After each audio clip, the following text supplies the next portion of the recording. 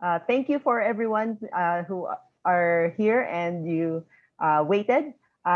This is one of the talks of the Nayong Pilipino, and I think this is going to be the last, but hopefully last for this Nayong Filipino series, and we hope that we can still invite more of the speakers in the future.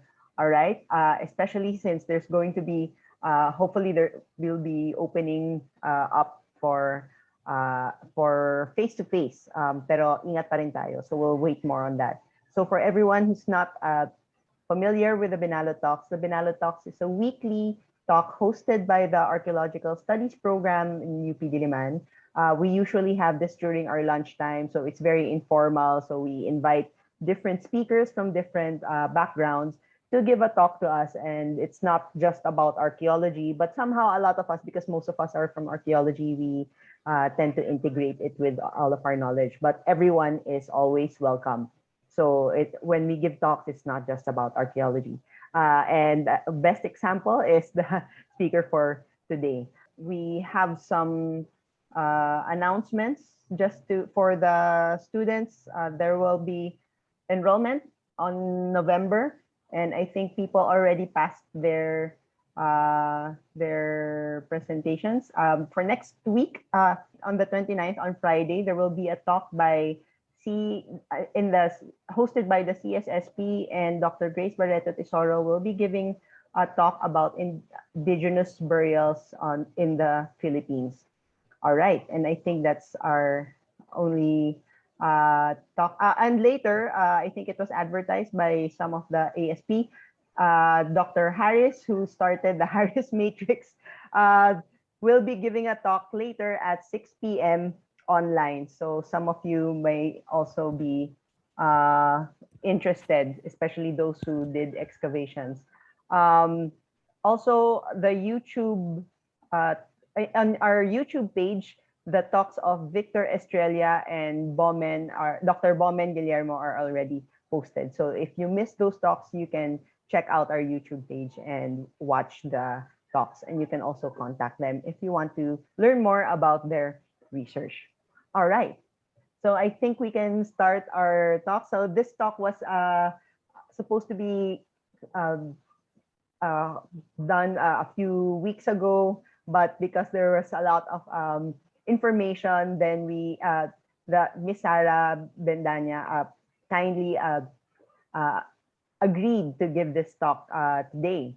So Miss Sarah Bendaña is a cultural heritage worker who is experienced in research and documentation, museum development, and conservation.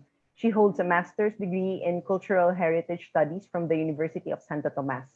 Her study focuses on Philippine colonial armor, and she worked with the Museo Nacional de Antropología and Museo del Ejército in Spain to document these objects. Her previous works include consultancy and research for the Philippine Postal Corporation, President Elpidio Quirino Foundation, and various LGUs. Her latest works include studies on conservation in tourism, community heritage awareness and participation, and textual analysis of monuments and markers under the Research Institute of the Nayong Filipino Foundation. So everyone, let's all welcome Ms. Sarah Bendaña. Good afternoon po. Hello, am I audible? Yes. Okay. So, good afternoon, everyone. I'm Sarah Bendaña, and I will present to you one of our case studies for the Nayong Filipino Foundation Research Institute. So, this study is entitled The Place of Text in the Tourist Experience. It is a review of texts found in World War II monuments and shrines and analyzed as interpretive tools.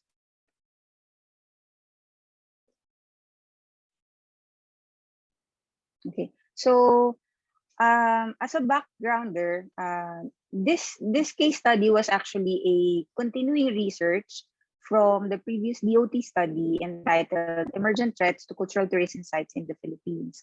So during our research, we realized that there were a lot of contents found in these markers that are not explored. And since the Bataan uh, tourism, the Bataan local government unit plans to develop their tourism plans banking on historical data and heritage. We decided to look at the texts that are found, no, in the different markers that are all over Bataan. So Bataan has more than 35 markers relating to World War II, and that includes the Mount Samat National Shrine, which is actually a national shrine administered by PIVAO. So my presentation would be to show you the different texts found. It's a survey of text found in the different markers, no, and the plaques that can be found in the monuments in Bataan, which are all relating to World War II. So the approach here is actually textual analysis and content analysis. I will explain that later. So this case study was in partnership with the Cultural Heritage Preservation Division and the Provincial Tourism Office of the province of Bataan. So they helped us with the data gathering because of the pandemic. We were not able to go to Bataan for site visits. So I don't know if they were able to join, pero we would like to thank the provincial government of Bataan for partnering with Nayong Filipino Foundation on this case study.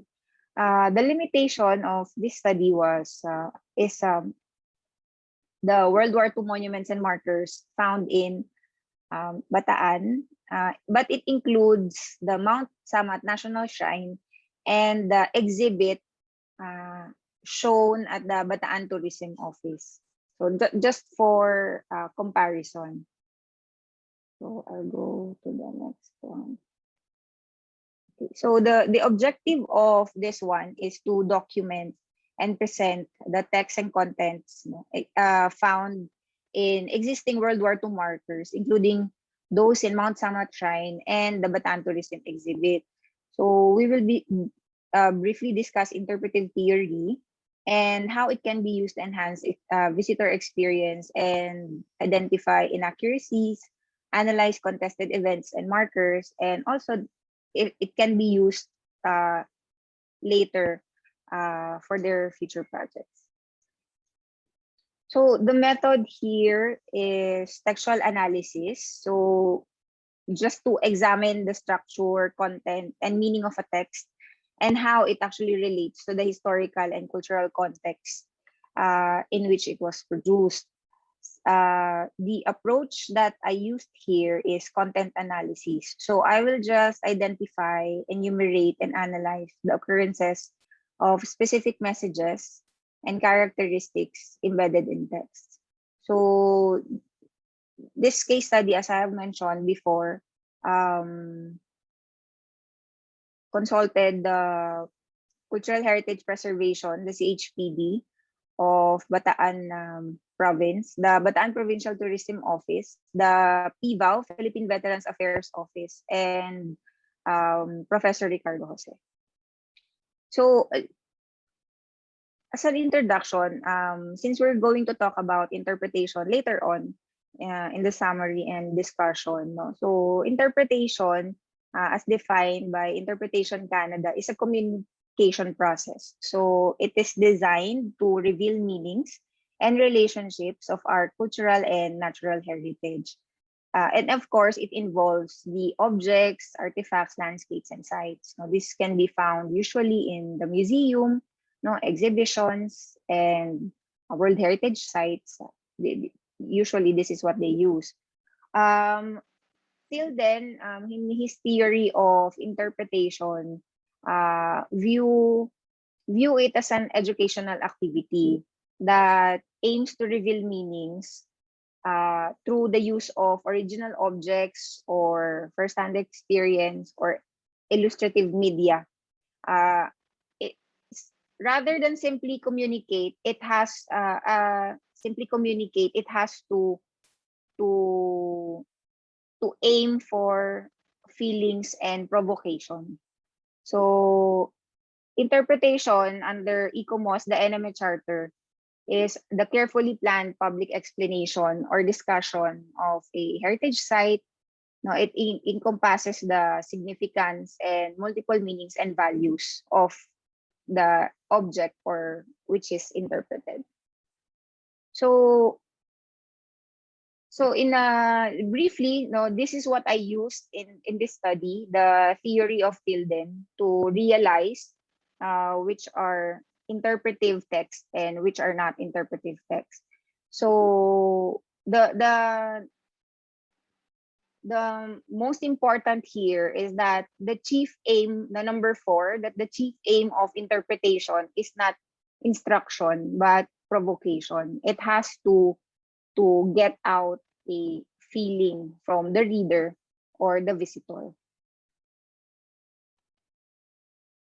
So in the Philippine setting, interpretation is relatively new. It's the National Cultural Heritage Act or the Heritage Law of the Philippines did not even define what is interpretation. It did not also specify interpretation as a tool for conservation. The Heritage Law was only enacted in 2010. So cultural heritage is relatively new in the Philippines in general. Aside from that, the agency tasked to conserve and evaluate monuments, shrines, and historical heritage, no, is the National Historical Commission of the Philippines, or the NHCP. However, the NHCP published guidelines on conservation and restoration. This was 2012, after the National Cultural Heritage Act or the Heritage Law was enacted. So these published guidelines are available online. It's in G Drive. You can download it, and it can be used by practitioners to guide, in their projects, in their conservation, but mostly are for built heritage and monuments. And also, it did not specify anything about interpretation or the text that can be included in the monuments or markers. Usually, it just pertains to the technical and physical preservation or installation, design of the monument, how should it look like, the size, but it did not say anything about interpretation or the contents of the marker itself. But for Nayong Filipino Foundation, when they drafted the Sustainable Tourism Framework for Natural and Cultural Heritage, for sustainable tourism, they one of the approaches that they adhere to is to apply interpretation and presentation strategies to enhance the tourism experience for the visitors. So this sustainable tourism framework can be used. It is intended to guide the decision makers, the stakeholders, the local government units, or the residents when they plan to make another tourism development programs or products. So it can evaluate the sustainability of the project, and at the same time, if the project is already done and existing, it can also help evaluate the sustainability of this project. So I'll go to the presentation of markers so that we can discuss later more about the sustainable tourism and interpretation. So for the presentation of markers, these are the most common typology of markers that are found in Bataan. So you have the designation plaques and seals, and these are usually installed by the NHCP and can be found in buildings. You have the historic tour and trail markers, and these are signages for tourists and directions. In Bataan, they usually have for Mount Samat Shrine and the Bagak monument. So there are a lot of area map markers, no, which became very popular after World War II.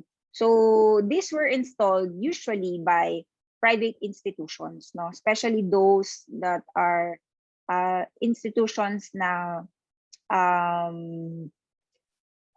created by the veterans or the descendants of the veterans. And then you have interpretive markers. So usually these are the historic markers, the historical markers, and it supplements guided tours and exhibits. The Bataan Mount Samat Shrine is considered an interpretive exhibit and marker. So you have also the highway historical marker. So usually this when you see this by the side of the road to indicate that a historic site, is near. So usually sa NLEX, you will see those huge brown markers na nakita nyo na signages. No? They can be considered as a highway historical markers. So Bataan has a lot of, because Bataan is an old province, they have a lot of markers, and plaques from the NHCP, not only World War II, but also of their heritage buildings, including their churches. They're one of the oldest provinces in the Philippines. So ayan, they have a lot of markers, like a lot. And these photos are from the CHPD, under Sir Japer. So, and they have also the World War II related markers. And they have an abundance of this, more than 35 markers actually scattered all over Bataan. And the 35 only includes two of the kilometer death march markers. The kilometer death march markers were placed every kilometer from kilometer 0, Mariveles and Bagak. Now, so for every kilometer, may isang marker up to Capas. And sa 137, around mga 98 can be found in Bataan. So we did not include it in the number as a whole na lang sila because there's a lot of them. Okay. So, and some of them naman are actually by private institutions. So, as a discussion, I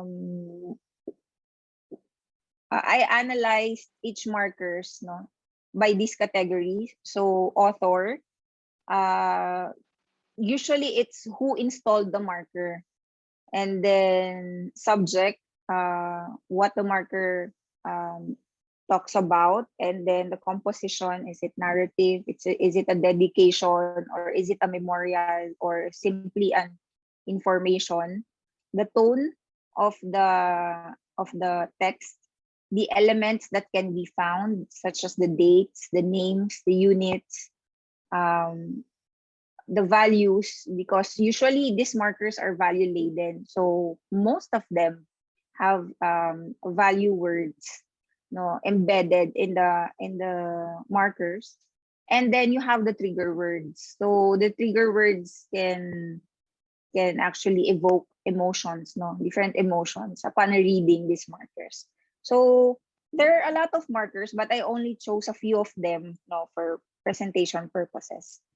Okay, so let's go. So this one, I'll go with the first one. This is a simple one. It's called the Bataan World War II Historical Marker Monument. It doesn't have a narration. It's only a parang title. It's a place marker. So the author is unknown. They don't know who installed it. The subject is World War II. and the tone is neutral. It's just Bataan World War II historical marker, and then a year 1940 to 1945. It did not have any value words, and it did not have any trigger words. This is one of the marker. Now you have here another marker. It's the Battle of Bataan marker to all Battle of Pockets. Now this one, the author is unknown, but they may be the battling bastards of Bataan. But since we did not have the confirmation, we cannot just put it as battling bastards kasi baka iba yung naglagay. So we just consider it unknown. Now the subject, no, you see it's very text heavy. So the subject for this one is specific battle for Bataan, the Battle of All Pockets. It's a historical narrative, and the tone is very positive because apparently this event is a victorious event, no, for the Battle of Bataan. So the elements that can be found here, no, in this particular markers are title. It has a title, so it has dates, it has places or location names. It has units, no, the units meaning like it has here the 2nd Regular Division PA, 71st PA means Philippine Army, 71st Division, 91st Division of the Philippine Army, and then you have the US Army. And then it has specific names like Brigadier General James R. N. Weaver, but he's US Army. So it has places, no, or location, especially like it has specific Gogo Kotar River Valley, and then the Pilar Bagak line. It actually specifies, no. For the date, it also says here the specific date on when it happened. So the trigger word here, no values were actually found in this particular marker, but there's one trigger word that can be found, which is victorious. So, ayan. So the next one I'll present is the Battle for Bataan, Pantingan Massacre. Now, this one, the author also is unknown. No, it did not indicate any author or who installed it.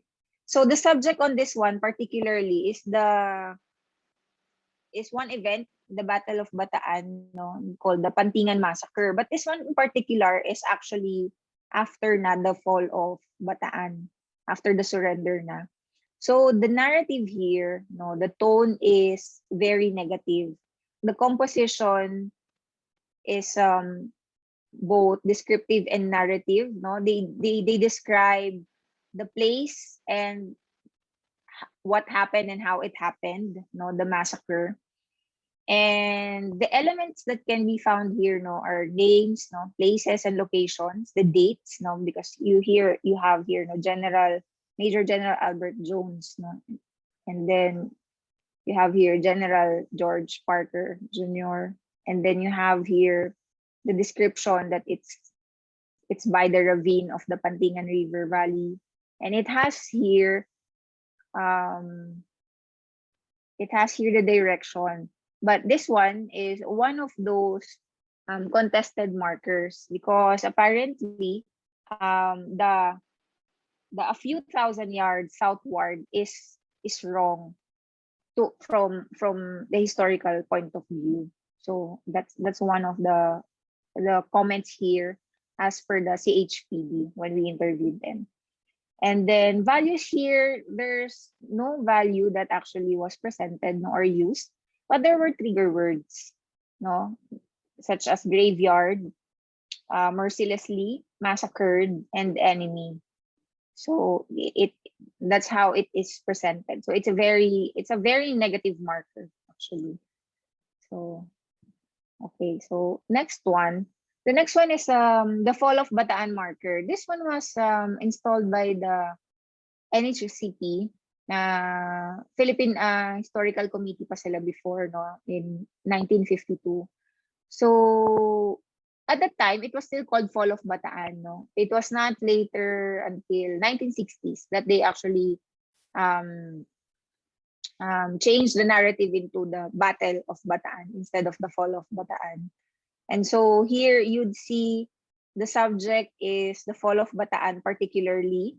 The composition, it's a dedication. It did not narrate any event, but the tone is very negative. Although it's a dedication, no, it has values like gallant democracy and friendship. But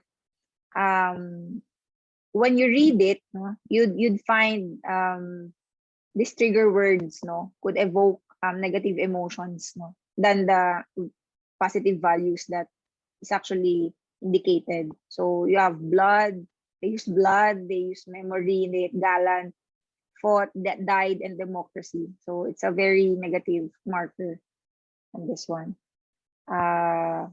It has a seal also, no. So, but this is because of by the NHCP.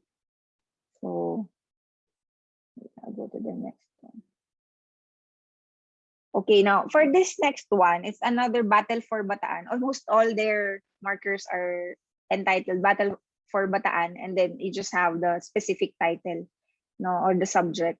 So this one was installed by the National Historical Shrines Commission.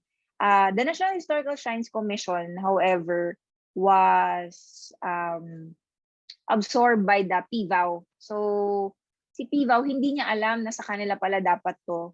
So I think they're coordinating with either the provincial government or the tourism office who will handle this already. Kasi apparently hindi nila alam, but they are willing naman to take care of it again. Because authorship is very important in terms of conservation, no, of these markers. So the subject, no, the specific subject of this one is the first line of defense. So you'd see it's very text heavy also, but it is well written compared to the previous ones. The authors were unknown. This one you'd understand the event actually, but the previous ones, no, yung lalo na yung mga iba, mahirap siyang intindihin because of the technical terms that they use, no, they use a lot of military terms. The sentences hindi siya complete, no, it's more like phrases na pinagsama-sama. No, the tone on this one, as is for most NHC markers, is neutral. And they are always complete with title, dates, names, places, and units, no? And it has a seal. The values, they did not also include any values here, and there are no trigger words. It's just a historical narrative on what happened at the first line of defense. So another marker by the National Shrines Commission is the Battle of Trail 2, Kapot Hill. So this one in particular, no, can be found in Pilar, is that it talks about the particular event that happened, no, in this hill. Okay. So it's a historical narrative, and the same with the previous one. The tone is neutral. When you read it, you can actually understand it, even if you're not a military personnel, even if they use a lot of military units, no, technical units, you will be able to understand it. So there's no values word here, and there are no trigger words also for this one. Okay, so this one, the pinagsimulan ng Death March, no, this was installed in 2017. I think this was in, yeah. I think was it, yes, I think this is 2017. At the, Sir Japer said it's called a Zero Death March Monument, no, the Bagak Zero Death March Monument. So the author here is NHCP. And the subject particularly is the Death March. No, this is a historical marker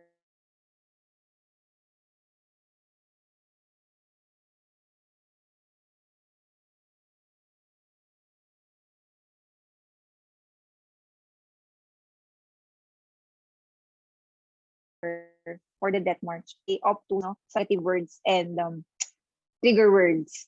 No, so it's also complete with titles, dates, places, locations, and citizens. No, citizens meaning most markers. No, they only either say Americans or Filipinos, or Filipino and Americans, or Filipino and Japanese.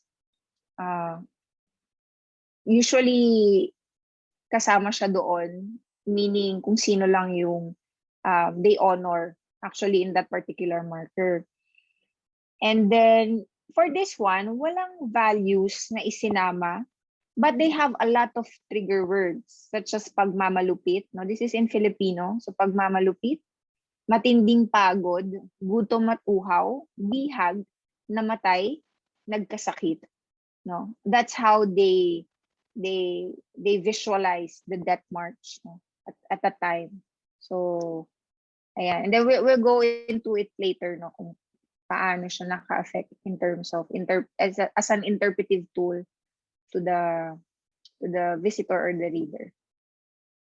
So you have here naman another one is the Philippine-Japan Friendship Tower in Bagak. This is found in an intersection. It is huge. It has a tower, and then you have this marker, the Bagak Monument, it says here. So the author, or the one who installed this, is a Japanese religious organization called the Risho Koseikai. No, it is an organization of Buddhists in Japan.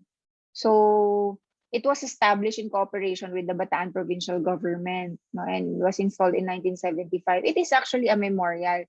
The text here are only dedication. And the tone is very, very positive and very solemn. So it is complete with the title, the date, and the places and locations, and the citizens.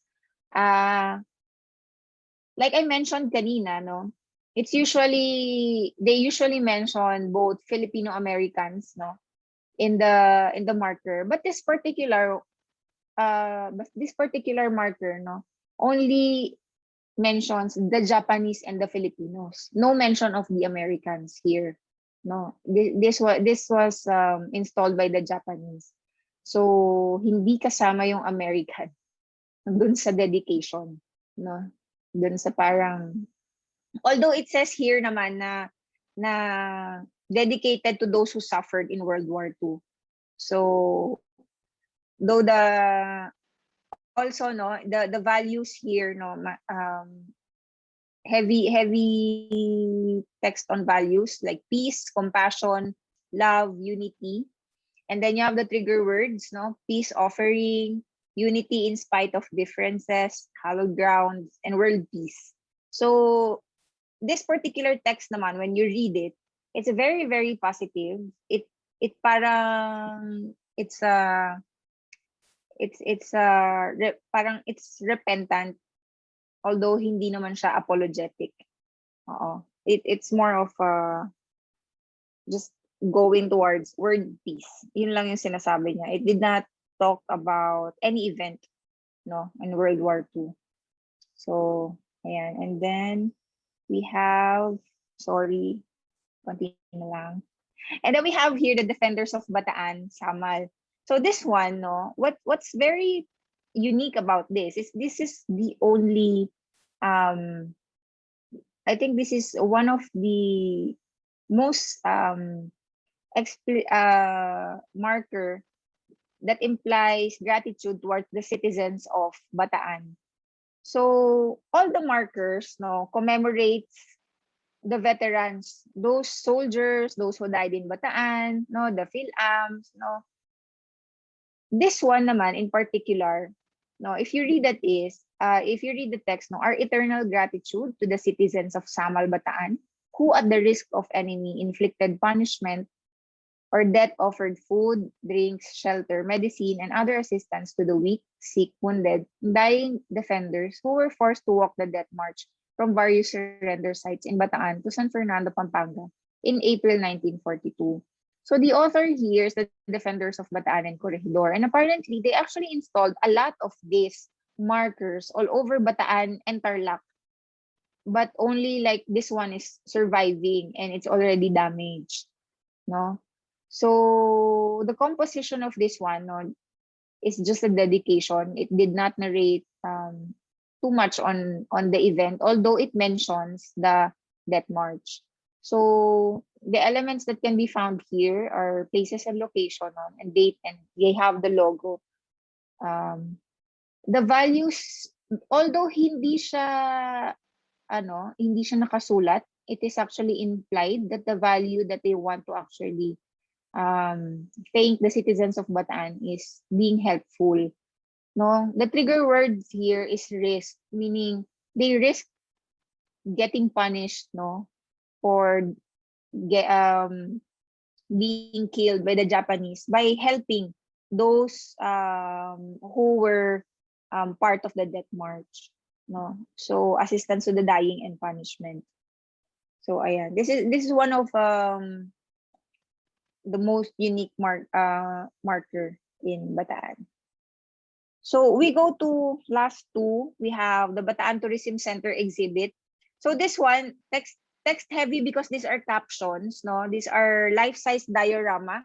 There are 9 scenes, and they are it is presented multilingual. So may English at saka may Tagalog, no? May Filipino. So for example, this one, Bataan in pre-war time, and then ang Bataan noon. So what's particularly good about this exhibit is that it actually presented Bataan before the battle for Bataan.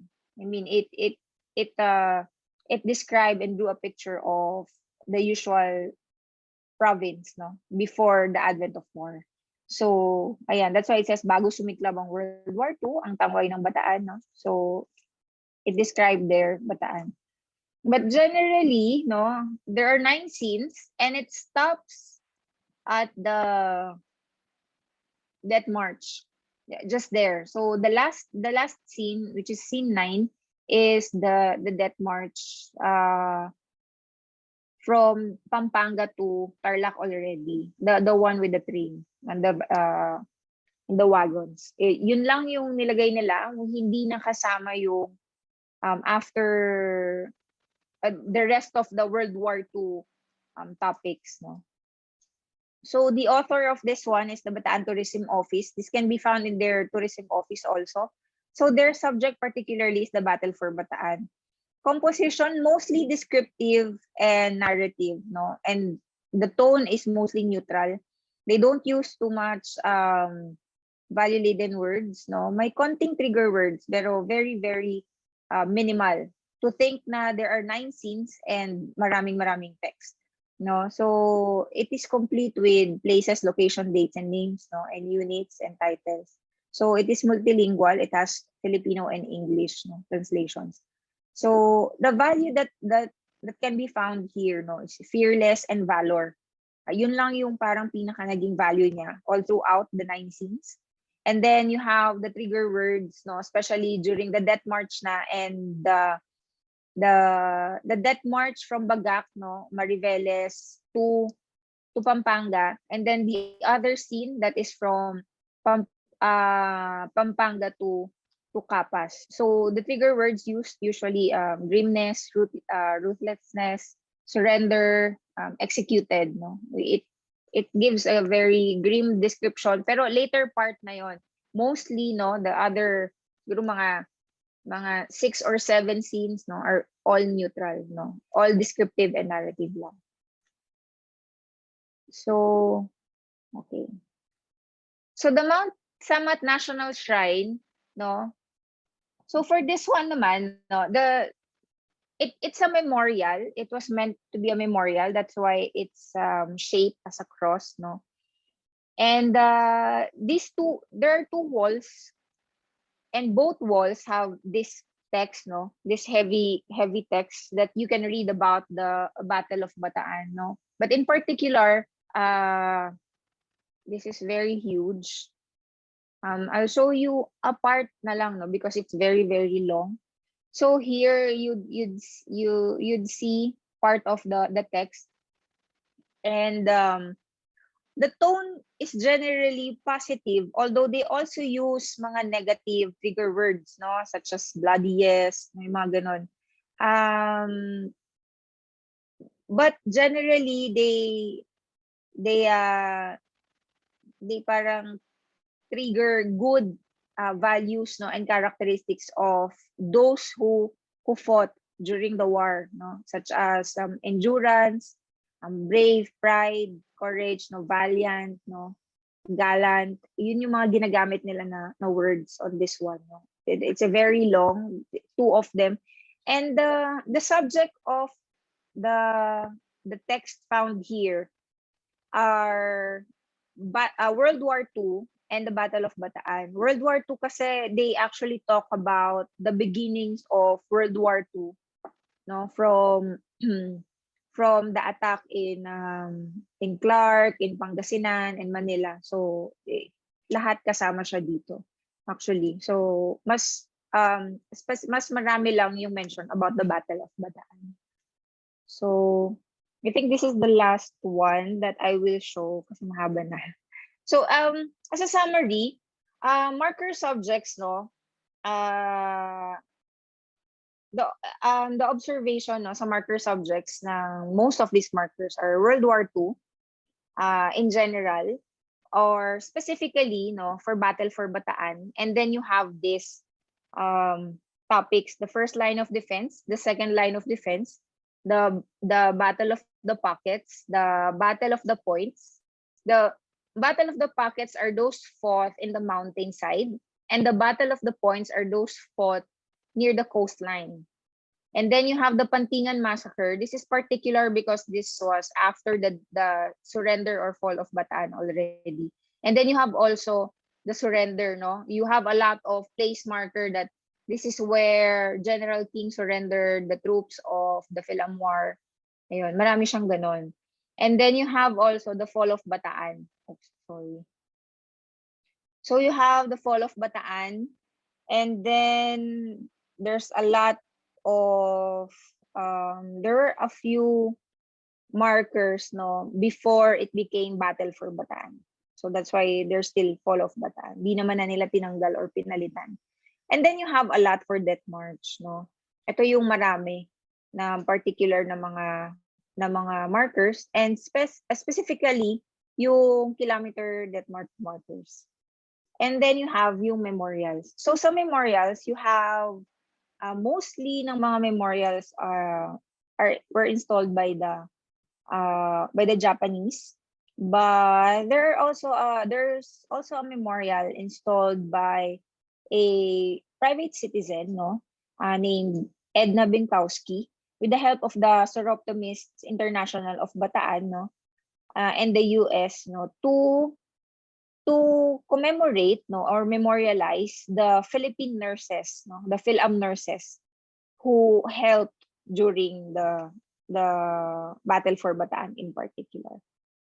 So the values, I'll just put this word cloud so you'd get a general view of the words, no, that were mostly used, no. So peace, friendship, gallant, yan yung mas marami sa mga values na ginamit nila. Especially gallant, halos lahat gallant yung ginagamit nila.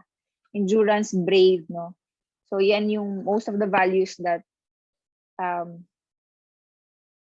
you can find in these markers. And then you have trigger words. So ito naman yung mga trigger words, no, that evokes emotions, no, or particular feelings to the readers, no, of that one. So you have blood. They use a lot of blood in their text. Pagod, no, uhaw, surrender. They have a lot of surrender. Like lahat, all the markers have surrender text on it because it particulates the fall of Bataan. But also democracy, because they usually talk about why there was a war, and usually they describe it as a fight, no, for democracy. So yan, kaya yan, fought. Yeah, yan yung usually mga words na ginagamit nila. So you have death, no? You have grueling and a lot. But yes, blood is marami. So ayan, then later I'll talk about how this affects, no, the interpretation and the visitor experience. So this is yung summary of the tone. I only categorize it sa 3 para easier to understand how a visitor would feel upon reading this marker or upon visiting this marker. So there are a few negative ones, but most of them are neutral or positive naman. So when they visit it, no, the visitors, no, especially yung mga words na the values, no, that I presented kanina, this is yung experience ng tourists when they actually read these markers. So the neutral ones are usually historical narrative. They just narrate whatever happened, no, during that particular battle. And then a positive naman, a lot of them are here, yung mga particular battles that they want to show as victorious, no? Victorious, and at the same time present the people that there was good in what happened in Bataan, no, nung time na yon, particularly because it is one of the most important event in World War II history, no. So yun yung one of the important ones dito sa positive, no. Sa negative naman, mostly ng negative talaga is the NHCP marker. I do not know why, but the text that they use, no, mostly are very, very negative. So usually ang Fall of Bataan, yung Bataan and Democracy marker. I wasn't able to show it here, pero yeah, they're very negative. The Kabgaben marker, it usually talks about the cruelties of the Japanese soldiers, no, that many people died, many people suffered by the hands of the Japanese. That's how it's actually usually presented, no.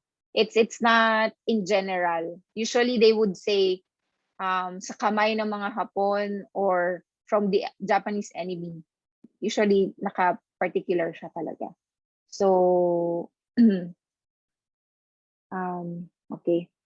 So this one basically will show how a visitor upon reading, no, this one would already have yung yung ma-provoke na yung feelings nila, particularly, no, for this one. So in the future, if Sir Japer and his team and the Bataan Tourism Office would like to develop their Bataan tourism plans, no, yung mga circuit nila, yung mga trails nila, no, they need to consider how to use this markers, no, because yun nga, they evoke a certain feeling, no, upon reading them. Mostly naman din ng neutral, no, ay informative, no, in terms of how they narrate, no, the events, the dates, the names, no, and the particular events. Sorry, last na po. So summary and recommendations, no. Briefly, no, Bataan markers and text, no, are mostly narrative. They just really tell the stories, no. And then they have dates and names of persons involved, but most of them mention American soldiers. Very, very, very few lang ang nag-mention about Filipino soldiers. Sobrang konti, siguro mga 2 to 3 lang out of all the 33 or 35, no.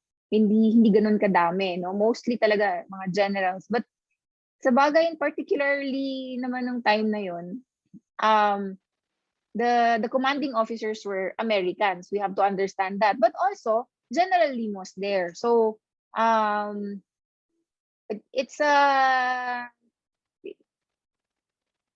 one of the development that the Bataan Provincial Office can go to, no? How they can honor more Filipino soldiers instead of the American soldiers, no? Kasi if you read talaga, most names are American soldiers, no?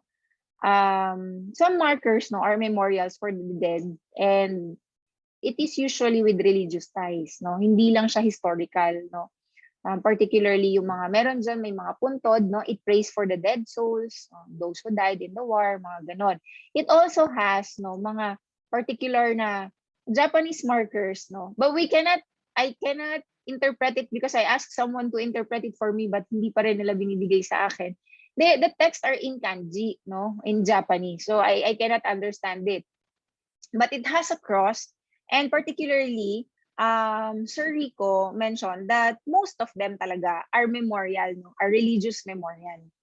Talagang ano siya, meant for praying for the soul of those who died. And most markers, yun nga sinabi ko kanina, are informative rather than interpretive, but also the other markers can be considered interpretive if you look at the theory of Tilden, no, that provokes actually certain feelings, no, and more than just informing the person. So the provincial government of Bataan can initiate a discourse on the subjects of the markers and include the local community to participate so that they will be able to also understand the importance, no, of the events that happened, no, in their community. Also, the markers can be used as a visitor attraction, but it also needs additional interpretive materials, no? Especially yung mga medyo mahirap maintindihan na composition nung markers, no? And the markers can be used also in tourism and education to articulate the values, no, found in their narrative, such as gallantry, courage, patriotism, and selflessness. When you want to, if you want to educate, no, yung mga young ones na dadalaw dito, no, especially sa field trip, ganyan, no, you can use, no, these values to encourage them, no, such as gallantry, yung mga yan, patriotism, no, and that one. So one observation pala, no, I wasn't able to put it here, was that of all the markers, I don't know if Sir Japer is here or any CHPD is here. No? I asked already then in particular. Wala ni isa ang naglagay ay American. So of all the markers, it's either the Japanese or the Filipinos, no? The Americans, you'd say the battling bastards, no? Or the corregidor, the battling bastards or the defenders of Bataan and Corregidor, no? You could say they can be American because they are mostly mga members or soldiers ni General King, no, or veterans, no, the Phil-Am American soldiers. But of the American government, there is none, no marker installed by the American government at all in all of Bataan, no, in particular. So yun yung isa. Though commemoratively, they have a lot of commemorations here, but that's a different particular topic. Okay. So, ayun. Oh, sorry. Extension na ba? Maraming salamat po and open for discussion na, Miss Anna. Thank you. Hello, thank you. Thank you very much, Miss Sarah. That was a very Sorry, good... ang haba. No, it was just perfect. And I think maraming, actually, pasensya na, we were also having a good discussion rin ng ibang mga tao rin dito. So, thank you for that talk, Ms. Sarah. For everyone, if you have any questions, you can put it on your screen, or you can put it on the chat and type it out, or you can also directly message me or Ara, whose username is espigar. She's also the host. Alternatively, you can also raise your hand if you want to ask any questions, and we will call on you so you can unmute. Ayun. So thank you very much for that very good talk, Miss Sarah. We were ang isa sa mga pinag-uusapan rin namin dito is the yung textual analysis. I really like this concept. Did you have when you wrote it down, then are you going to expand this to other texts outside of Bataan, or is it just As of for now, Bataan? it's for Bataan lang. Yeah, All because right. this particular actually topic, no, was anong tawag doon? Parang I think before kasi Nayong Pilipino no would like talaga to encourage the use of interpretation in Mhm. sustainable tourism. Mhm. So there has to be one particular study that talks about interpretation. Yes. So since nagkaroon kami ng chance to look at all the markers of Bataan, we realized, uy, ang daming markers, ang daming nakalagay. Pero wait lang, who actually looks at the text and say, okay, tama yan, or particularly naiintindihan kaya ng tao, or if you allow people to just look at it and read it, no, per se, may nakukuha ba sila? Do they have may nakukuha ba sila educational particularly values, ganyan? Oh, yun. How does it go with the relationship with the reader, no? Yes. Oo. Yung yung na-interest ako dun sa concept na you looked at the authors and then you tried to combine it. Can you say, do you have some idea on how can you already say na that a particular institute or office who wrote down those markers, do they have a theme or an emotion that they wanted to evoke? Yeah, oo. Mhm. Actually, upon observation nga, no, because most of these markers, no, although they're unknown, no, we could say na yung mga, the thing kasi is, historical markers are supposed to be installed by the National Historical Commission of the Philippines.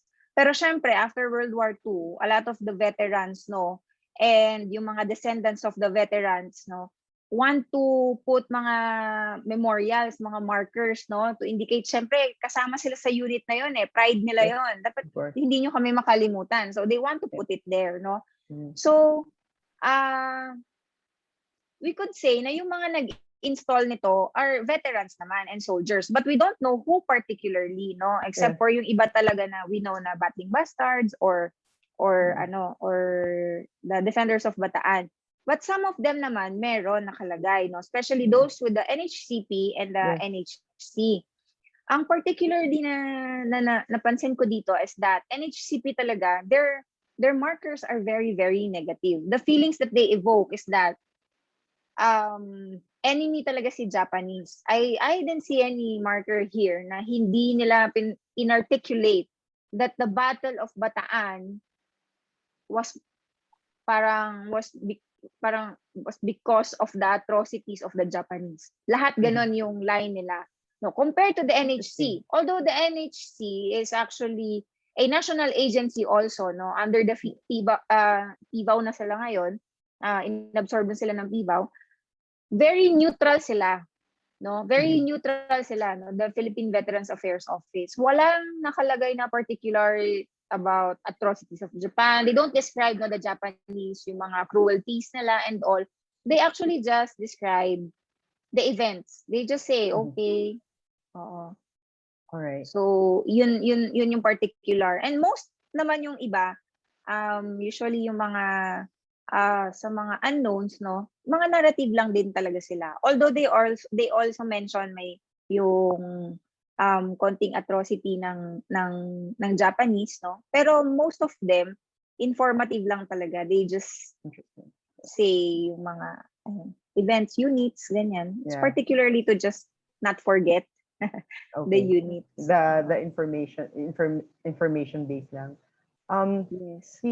There's people who are raising their hands. Can we call on Dr. Victor Paz? He has a Sir question. Vic, oh my gosh, huwag mong hirapan, Sir Vic, Um, Thank you, Sarah, for sharing that Hi, Sir Vic. very Sorry po. interesting talk. You Very have enjoyed. interesting. Let me just first address that issue about the NHCP tone, no? Now, why is it so negative? And then the shrines seems to be just neutral. Could it be, and this is just my hypothesis, the Shrine Commission, their purview is to commemorate, no, by itself, no, separate from anything else. It's standalone. The event, no, or the place, the landscape. Whereas the NHCP it's nationalist, and because it's nationalist, it has to create this narrative of heroic, no, and negative language, or the and values that are gallant, of course, are underscored by this kind of language, both in Filipino and in English. What do you think of that? Hindi kaya ganun yun? By the nature of the general narrative of the NHCP as a body that pushes forward a more or less, explicitly or in the undercurrent, a nationalist narrative. Yes, I think, sir, my good point, sir, on that one, no, viewing it as a nationalist narrative, sir, no. But may ang particular lang kasi, sir, dito sa NHCP is that talagang nakafocus sila on too much of the negative that happened during that time, comparing it to the, kasi, sir, it's still a historical, meaning they still commemorate, no, and honor the particular veterans or the heroes during that time. For me, if you would want to educate, no, or to inculcate values, no, nationalistic values, you'd actually focus more on those particular values, no, instead of indicating yung mga negative things that happened, no, especially by the Japanese during that time, no. I agree with you, Sarah. Yeah. Tama ka dun. Just a thing lang, sir. Assuming I am right that is the reason, it doesn't mean that that is the best way to push forward the narrative. I agree with you on that matter. Yes, in fact, kasi yung ganito, kasi ito yung pinakamadali, and you can understand in 1952, but if you have markers that are more recent, and the narrative, walang kinaibayan sa sa narrative against the Spanish. So when Gordon put up the Light and Sound in Intramuros, oh my God, it was like classic 1950s narrative of, you know, the evil friars and everything. So it was a black and white thing. But of course, ang hirap talaga kasi it's a battle, and then the surrender and all that stuff. But it's fascinating sa results mo, of all the markers, there was only one that commemorates or thanks the communities, no? Which played a big role in their, sila nagpakain, sila nagpataka sa kanila, no? Nagkubkub sila. And the irony of it, I don't know, do you think that the Defenders of Bataan in Samal marker, is that vandalism or talagang nagtipid lang sa bato? At parang vandalism kasi may ukit. Maintindihan mo sa taas, pero yung sa gitna na ukit is... I think it's marble, sir. It's made of marble. Hindi siya limestone, marble talaga. Hindi, sir. Marble talaga siya, sir. So it's vandalism, no? Yeah, it's marble siya. But the particular yung mga, kasi, sir, we weren't able to visit it, no, because of the pandemic, no. But sa picture kasi, sir, I think those are not vandalisms. Those are actually the unit logos, icons, no. I was talking about yung parang may uka sa left side, upper left. Yes, sir. Yes, may uka sa lower left, and then may parang kagat ni Cookie Monster dito sa side, di ba? Actually, sir, ano siya talaga, ang image niya talaga, sir, is nasira na lang siya, sir. Para siyang ano, sir, what do you call this, shield, yung kalasag, sir. Parang gano'n yung itsura niya. Yes. Yes, sir. So yeah, it's vandalized. So by doing this content analysis, by the way, I like your word cloud, no? May program ba niyan? Thank you, sir. Meron sir, Okay. online lang. I like that content I'll analysis send it word cloud. here. But Yes, sir. so many. Oh, one last. Fort Drum, no? El Fraile is not part of Bataan. Considered part of Bataan. Hindi sir, Cavite ata siya, sir. Cavite na siya. So yeah. Yes, sir. Oo. This is yung island, sir. You're talking Yes, about yes. the small island in. Yeah, na ginawang fortress ng Yes, sir. Americans, then ng Japanese, then I think, sir. I cannot remember, pero yeah, I think it's Cavite na siya, sir. Fort Drum. and of course there are no more surviving battling bastards. So, but I'm sure they have documentation of some sort. Yes Medyo pangit yung paggawa ng monument, yung dalawang monument. But nagtipid sa semento, sa I think, sir, ano na lang siya, sir, deterioration na lang through time. The helmet is too small. So, yung helmet na nilagay sa, siyempre, semento lang. Sa harap, sir, yes, sir. Sa taas, diba? It's too small, you know. And my one last major peeve, and I've told Rene Escalante about this, but I'll tell him again. If you notice the markers of the NHCP lately, they use what do you call it, justified text, no? Yes, and so ang lalaki ng gap, no? If you compare the text of even the 52 they were justifying, if you compare, but the 35 markers hindi justified. So ang ganda-ganda ng text, no? Either sa central nila, di ba? Or talaga hindi nila just may dangal. Ngayon ang pangit. Jesus Marioso. Parang sinulat sa Word, tapos pinrint. Yung gano'n ang lumabas, no?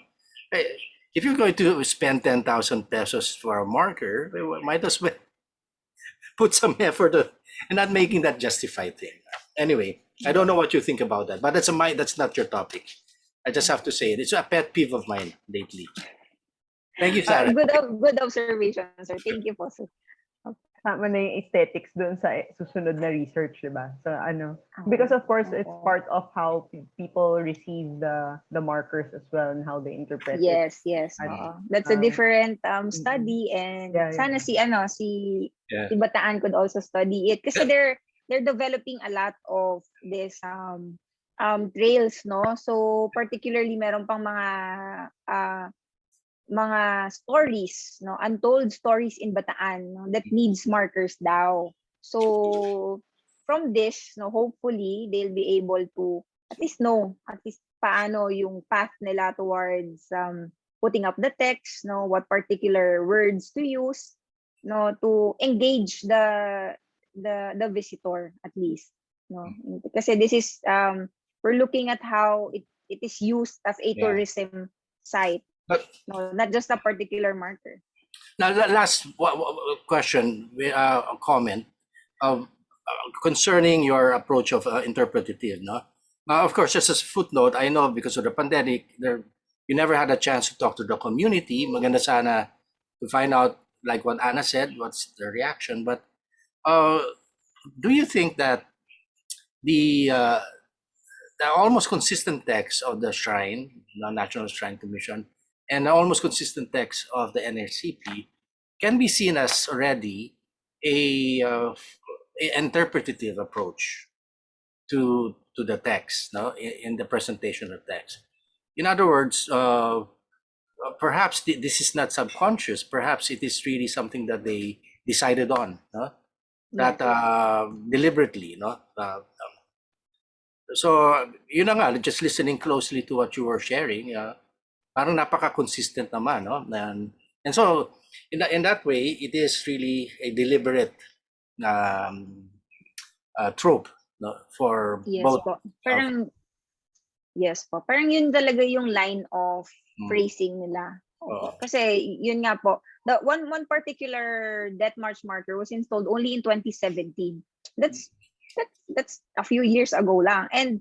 And right now, iba na yung approach natin. We're friends with Japan, but if you paint them as, di ba, that particular marker, and if the Japanese would actually read them, so iba yung emotions toward that particular text. Sa atin, iba, because we're Filipinos, tayo yung naapi. But sila na mang-aapi, of course, iba din yung feelings nila. So I don't know how it wasn't part of my study to actually talk to those people who installed this, no. Pero it can be further studied how kung kailangan, but generally hindi naman siya hindi naman siya significant with how to be used later on, no. At least na-observe natin na may particular na emotions na gustong i-evoke si NHCP from Yes. these markers kasi consistent talaga sila with the use of these words. Yes, sir. Pero yes, sir, definitely we can consider the historical markers as interpretive already. Yeah. Because hindi naman siya informative lang per se. So, ayun siya, sir. We have another study actually. I wasn't able to present lang, no, but we wanted to know, no, the feelings, no, and attitudes of the community towards this part of their heritage. Because yung complexity po kasi nito is that Bataan was only the place, no, the theater. Pero most of the soldiers hindi naman sila taga Bataan. Yes. So what was their role here? And wala masyadong particular na research about it, no, na dapat nilang i-research talaga in the future. Yung role ng Bataan sa World War II. Not just as the location, no, kung saan naganap yung battle for Bataan. Yun yung particular isa sa mga observation po. Ayun po. Sige po. May question pa ata. Si Rona. Yes. Thank you, Sarah, and thank you, Sir Vic. May mga questions pa rin, and I also have another question, pero someone else si Rona is raising her hand. So, hi, Rona. Hello. Hi, Sarah. Hi, Rona. Hi. Good afternoon. So, yung tanong ko lang is that I think, no, with the many kinds of narratives that you shared to us dun sa markers, I would think that everyone, especially those involved, wanted to be heard and have their own and of course they have their own biases, no? And everybody want a piece of that history in Bataan. So my question is, are there advantages and or disadvantages in having many kinds of markers? Would you suggest that these markers be consolidated? And what narrative would you suggest to be highlighted? Okay. Sige. Thank you. I think good point yung they really want a piece of that history because most of these markers now were installed by the veterans, no, or those talagang directly involved or descendants, no. And one of the particular purpose of this marker is memorialization, meaning memory. Dapat hindi makalimutan. Yun yung number one. And particular dun sa dapat hindi makalimutan would be that is why they put the names, no, the unit, no, kasi dun kakilala sa unit mo, sa names kung sinong commander mo. And ano yung naibigay mo during that time of war.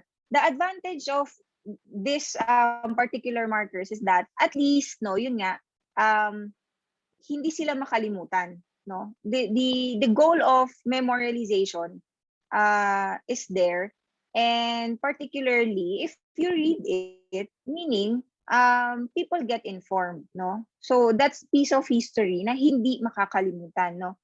The disadvantage of this one naman, no, since hindi natin kilala kung sino yung mga author na to, at since most of them are basing it on their memories, no, on their accounts of the events that happened there, there's a possibility of inconsistencies, no, like some of the markers include mga directions ganyan, pero hindi particular kasi mali ata yung direction, baka at that time akala nila south pero southeast pala, ganon, no, and it's very specific. So yun naman yung disadvantage nito.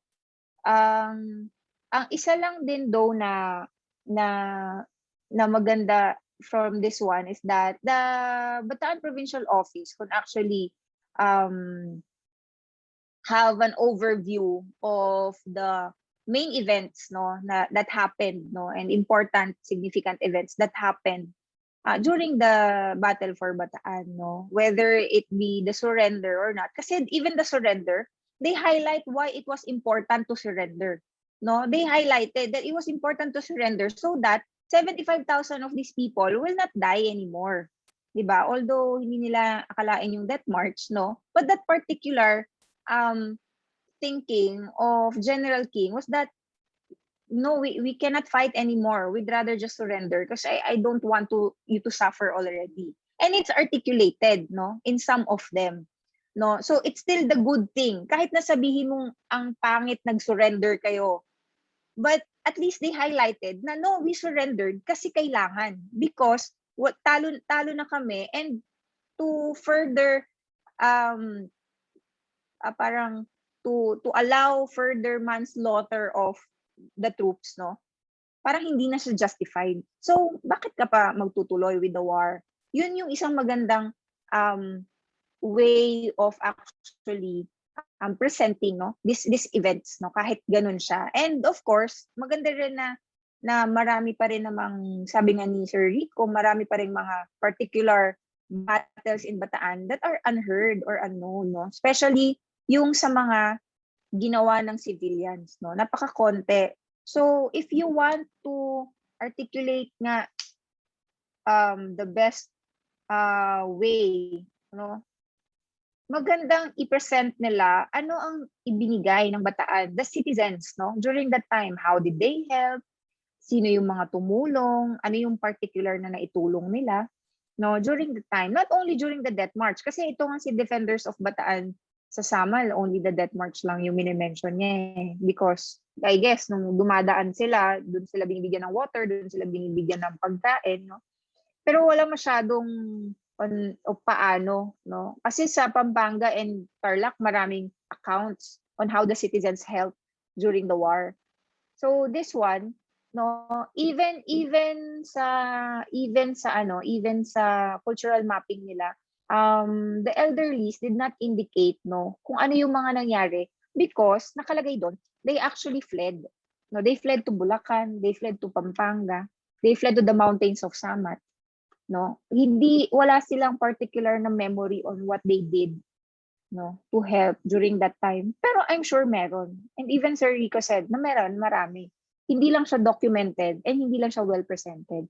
So since marami na masyado on the events of the battles of the trails, the Bataan, and whatever, on the death march, let's go to the narrative of what the Bataan community did, to help during the war naman. Kasi masyado nang gasgas si death march, si surrender, laging ganon.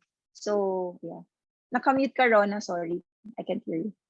Rona, nakamute ka.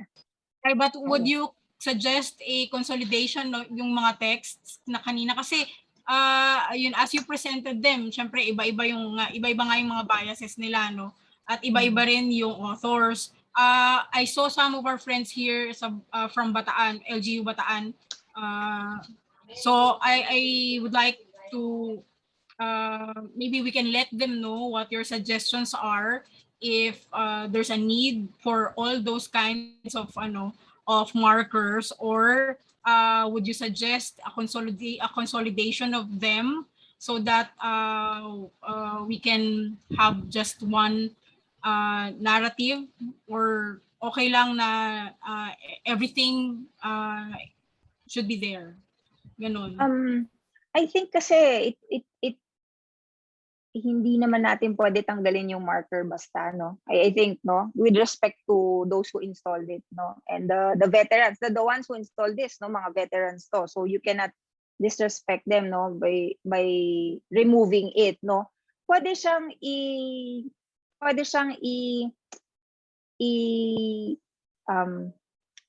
i-relocate, somewhere particularly safer.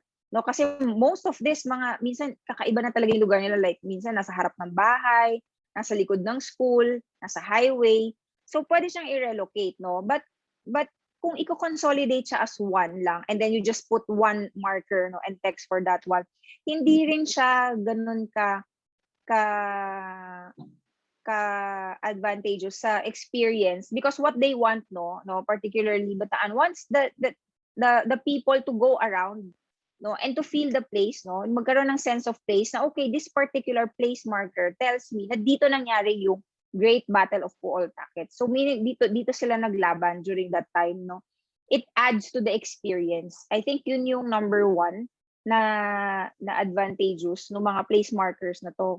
But if you put it in one consolidation, kasi you already have the exhibit in the tourism office. They're already planning for a big museum. So probably you will have already that narrative. But for the tourist experience, no, if you want to visit Bataan and I'd say, I want to know about your World War II history. No, I think mas advantageous to actually visit, no, particular sites with these markers. But also, yun nga, they have to create a plan. They really have to create a definitive interpretive plan for this one. Yun lang. Sorry. Thank you, Sarah. Salamat. Okay. Ang ganda ng usapan rin kasi it's an experience of people of the past, within our near memory, and it's also a very personal experience, but it's also a tourism experience. Napapaisip ako about sa different how to consolidate that, and I think may mga kausap rin the background about it. But there's a question here from directly message to me. So thank you, Miss Sarah, for that talk. My question is, since we are talking about sustainability of these markers, is there any way that these vandalized or ruined markers be replaced, renewed, or preserved in a way that is presentable to entice learners or tourists visiting Bataan to take time to read them? Thank you. Thank you for that particular questions. Actually, yes, the answer is yes, there is. And there are, because the Bataan Provincial Office, no, particularly the Cultural Heritage Preservation Division, no, is actually ongoing yung preservation nila and conservation nila. So, iniisa-isa nila lahat to. That is why nagkaroon sila ng mapping of all these markers, no, so that they can identify asan yung mga markers, anong itsura, anong pwedeng gawin, no, for these markers. So nakaplan na yan sa kanila.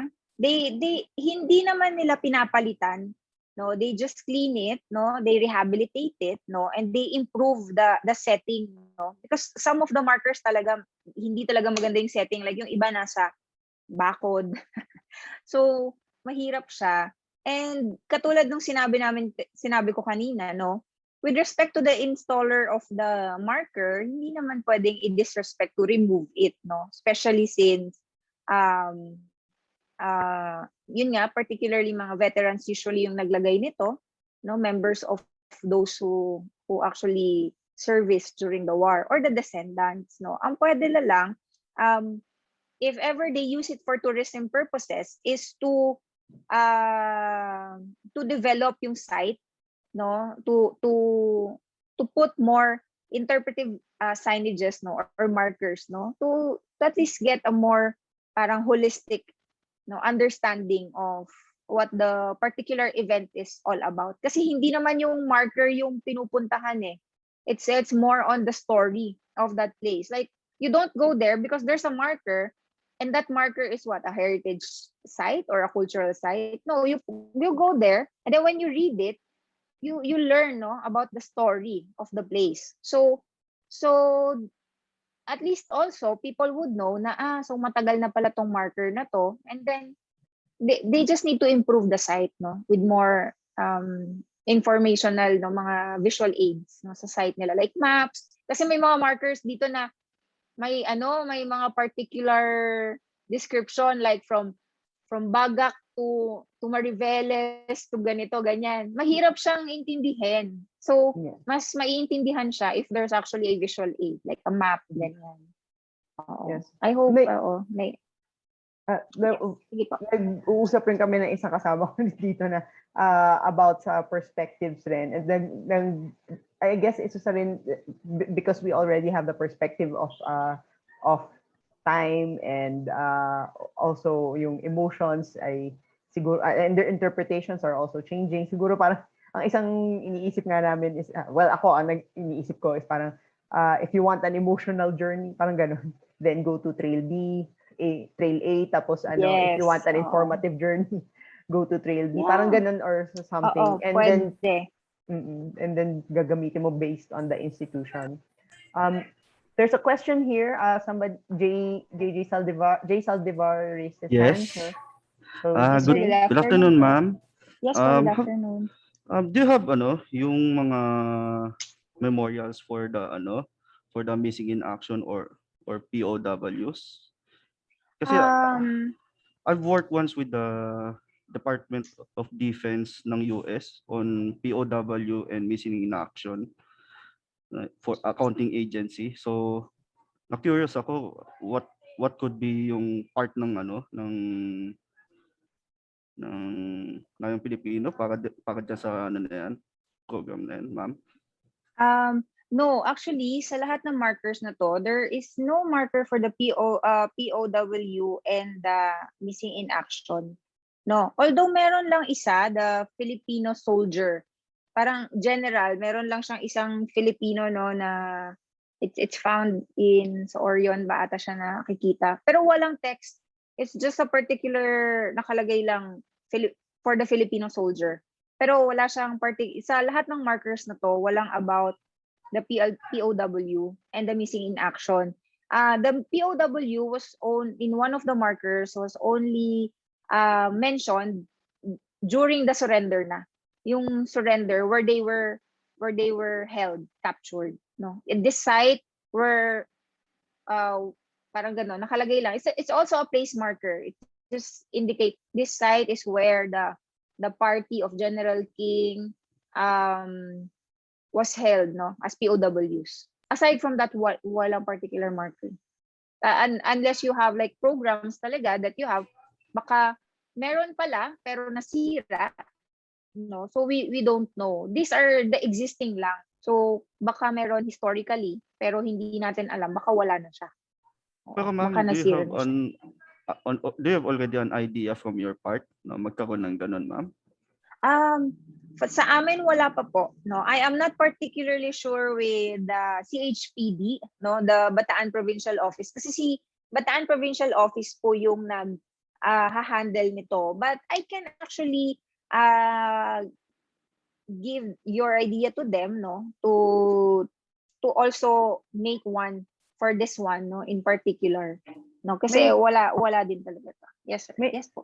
May nag-mention sa comment dito, baka daw privately texted lang sa akin, baka daw sa Mount Samat may listahan ng mga MIA at KIA. So pwedeng i-check siguro doon. Which would be interesting kung meron nga. Oo. Yeah, actually, the Mount Samat, yes, may names doon, pero particularly halos lahat talaga ng names. No? I think he was asking yung for particularly for POW and wala din talaga. Actually, good point kasi wala rin talaga akong nakita. Okay. Na meron kasi usually yung for the lost soldier, pero wala. Meron sa libingan ng mga bayani or mga ganun.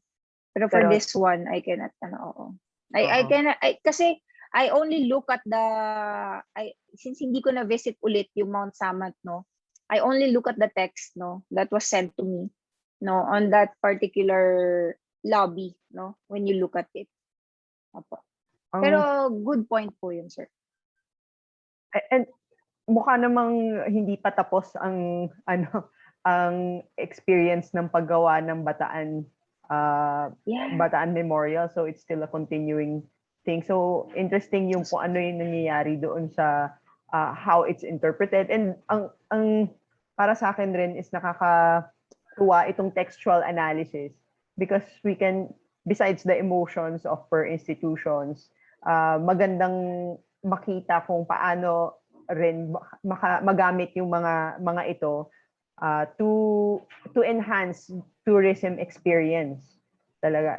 And iniisip ko nga to so you're a tourist when you go there to experience, to get the information, pero if you have a family there, is not tourism anymore. So it's already may iba na siyang experience that you are trying to evoke. Kasi maraming mga pamilya dito, it's just 3 or 4 generations. So nasa recent memory pa ng mga tao. So when you go to Bataan, a lot of people are, well, I don't know for a lot of people, pero for me, pag pupunta akong Bataan, it's an emotional, it's a familial or experience. Imbis na I'm going there to do touristy things, I'm there to parang visit a family, to experience or to look at how a family or an ancestor felt, yung mga gano'n, how would they experience things. And that includes, siguro, kaya maganda ipasok yung community is to see how the community also felt that way. And then it creates, siguro ito na yung emotional part of it, na after the text is to create a bond or to create a continuity between the experience of during the war and the people who were there, who are sharing that landscape. Na of course hindi na siya puro death march na lang. Meron ng iba pang mga nangyari over time. Yes. And I'm sure gusto ring malaman rin. It would be parang siguro ito rin forward thinking. Paano makakatulong ang tourism experience sa healing ng mga tao who are going there for a different reason other than learning or experiencing touristy things, di ba? So I know a lot of the soldiers experience na parang kailangan bumalik sa area na kasi this is also a place of trauma. So how do you address that? Lalo na sa mga naka-experience, yung mga bumalik and the families who were affected even in 3 generations by war, di ba? So paano natin magagawa yan? Sinasabi ko lang to dahil I'm hoping na in the future ay may mga Bataan people who will be working on this. But are you going to may question na banggit. Nakausap niyo po ba si Robert Hudson, Amerikanong anak ng battling bastard? May private efforts siya para i-restore ang mga markers, particularly mga death march kilometer markers. Yeah, oo. Kasama siya dun because this is a continuing research na from the previous DOTR. That particular study is discussed doon sa bigger. No, doon kasi sa emergent threats, we discussed yung markers, no, their uses, no, their specifics, no, yung location nila, situation ngayon, mga markers, ganyan, no, and kasama yung fame, no, si Robert Hudson actually. And but ang particular kasi with Robert Hudson is the death march markers lang sila. Oo, so yun.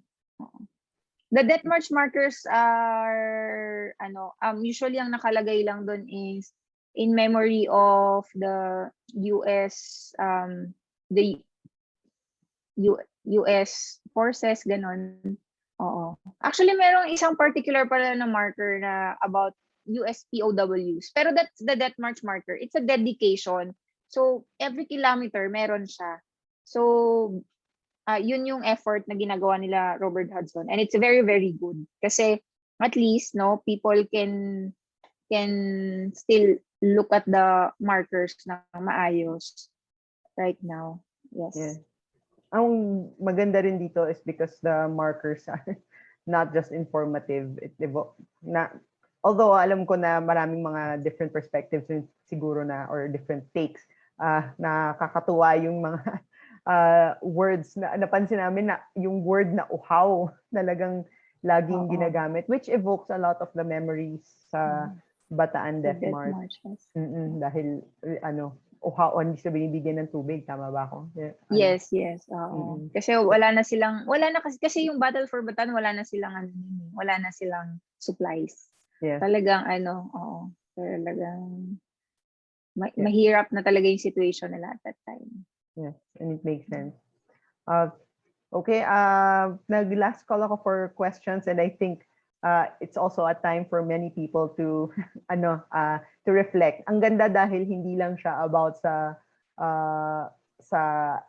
tourism and information. It was also, I guess, dahil again, it's still part of our recent memory. Parang meron pa rin tayong mga attachments, emotional attachments regarding the